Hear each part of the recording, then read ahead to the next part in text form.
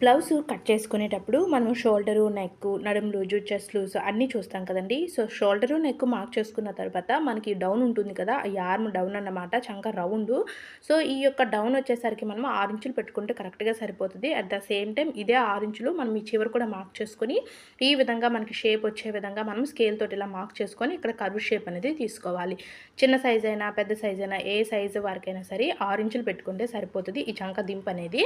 Next ఏంటి అంటే ఈ యొక్క చంక రౌండ్ ఉంటుంది కదా! ఇక్కడ మనము ఎంత తీసుకోవాలి అనే డౌట్ ఉంటుంది. ఇప్పుడు నేను కట్ చేస్తున్న బ్లౌజ్ వచ్చి 31 ఇంచెస్ అండి నడుము లూజు. సో, ఇది పెద్ద సైజ్ బ్లౌజ్ కాబట్టి 1.5 ఇంచులు తీసుకుంటే కరెక్ట్‌గా సరిపోతది. ఇలాంటి బిగినర్స్ అనుకోండి, ఇలాంటి మనకి కర్వ్ స్కేల్స్ అనేవి మనకి షాపుల్లో ఉంటూ ఉంటాయి తీసుకోండి. ఒక కర్వ్ స్కేల్ తీసుకుంటే మీరు చక్కగా ఈ స్కేల్ తోటి ఈ కర్వ్ షేప్‌ని ఈజీగా మార్క్ చేసుకుంటే మనకు ఆ రౌండ్ కూడా చాలా నీట్‌గా, పర్ఫెక్ట్‌గా కుదురుతుంది.